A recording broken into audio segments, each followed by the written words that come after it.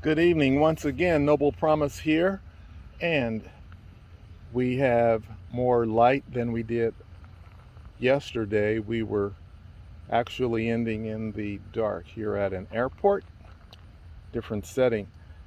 We're going to cover My Ancestor Speaks, the life, death, and spirit of Emmett Till. Our goal, self-appointed beta readers, listeners you may be, understanding that this is a rough draft that needs input from other individuals. So please comment and let's move forward. We're looking at first chapter and a few ending paragraphs and then beginning our second chapter. In the 20th century, the fighters for voter rights did so as ingredients in the American social experimentation. The protest, battles, and suffering caused by seeking freedoms and justice did gain support. But the cost was high. Ancestor Emmett Till was but a sort of indirect offshoot of how riled up the voter rights resistance foes could be. Incidents of violence in Mississippi spiraled.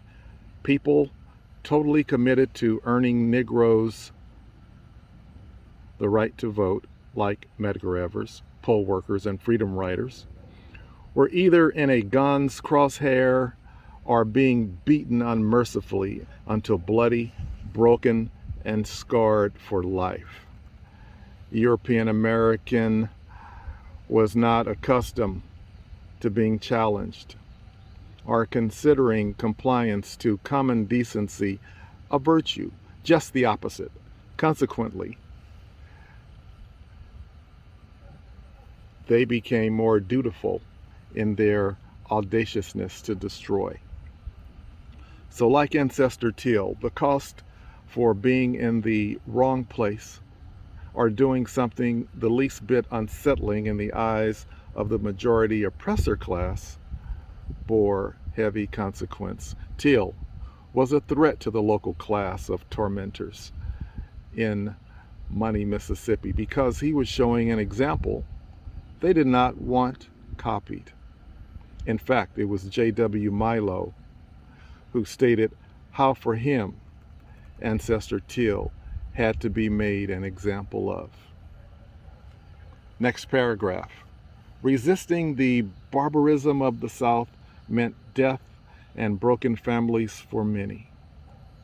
The South, even nearly 100 years following the end of the Civil War, had reconstituted another war. It was an informal war, confounding every ideal surrounding peace and nurturing a daily exhibition of battle against humanity different than the European American. The scheme of things in the South were that ominous and that wicked. Yes, they were. Next paragraph. It was not as though the South was not well positioned to spread its economic wealth. After all, by the era of Emmett Till, the same people who were so doggedly oppressed were the same ones who were the backbone, literally and figuratively, of Mississippi's success. The economic framework of America was led by Mississippi. It was wealthier than many sovereign nations, in fact. It was on the backs of Africans of America, Negroes, which laid the canvas for everything to be as we know it now, and then capitalistically.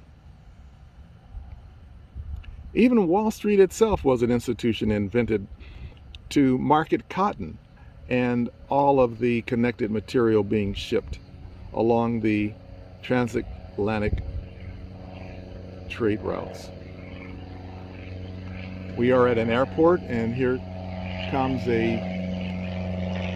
another small plane, not as small as a 152 Cessna, like I actually trained in for 20 hours.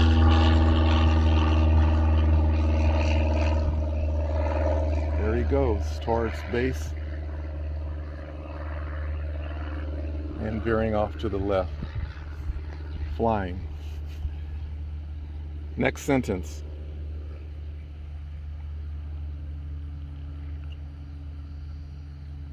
Wall Street itself was an institution invented to market cotton and all of the connected material being shipped along the transatlantic trade routes. To paint a vivid portrait of the times, cotton was planted, picked, and processed for market by forced free labor. It evolved later into the era of Jim Crow in full earnest and the era of sharecropping, which was in itself likened to free labor and slavery.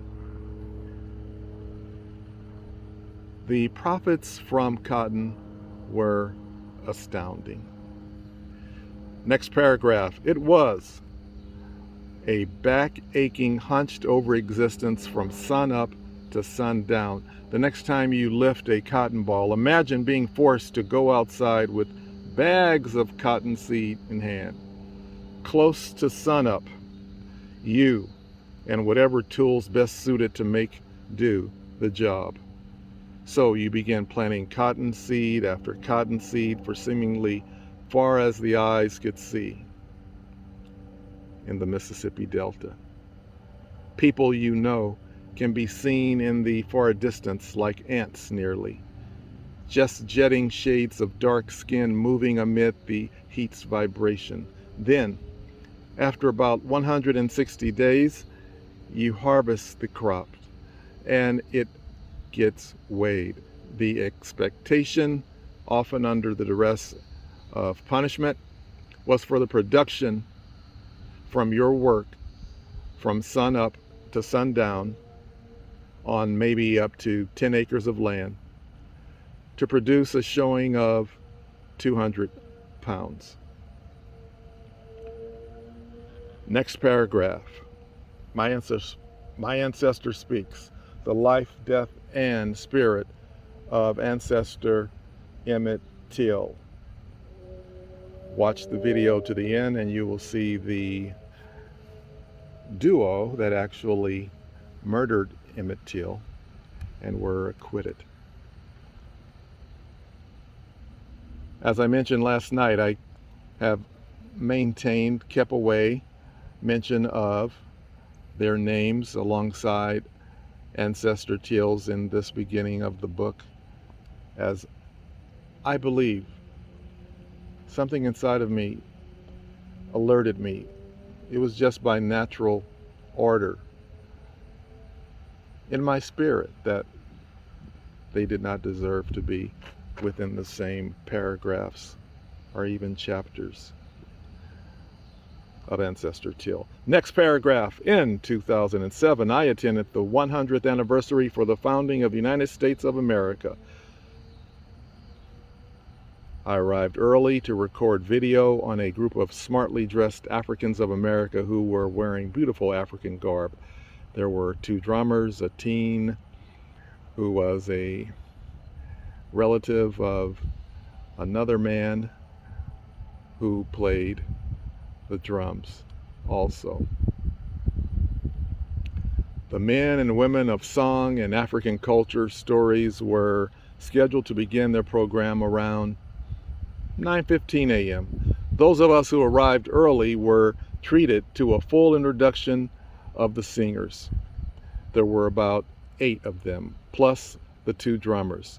The thing I remember thinking, to arrive to the Jamestown, Virginia site, one had to park their car many miles away. Buses shuttled everyone from the expansive dirt parking lot somewhere in the county.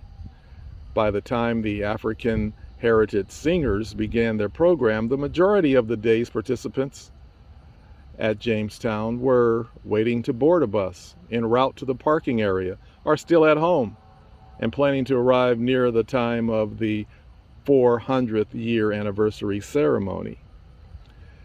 It included a visit from America's motherland queen, Queen Elizabeth. I mention this as a point of prominence in the minds of many who, excited about the celebration in general, were looking forward to seeing the Queen of England. By afternoon, they were able to check off the wish during the gala-like affair presented from a main stage prepared for the 400th anniversary of the United States of America. This is a good read, and there is so much more to read. But I'm going to stop here and mention I am reading daily, every day this month, in honor of Ancestor Till, who was born July 25th. I want to speak a bit more now about the little contest we have. The more videos you watch, the more information you gain, and there are little clues contained in each video that relates to the life, the saga of Ancestor Emmett Till, the one person who submits the most discovered items and explains exactly how that item relates to Emmett Till, will win a prize to be determined and announced at some point later this month. So as I look, and you can see the sun has set,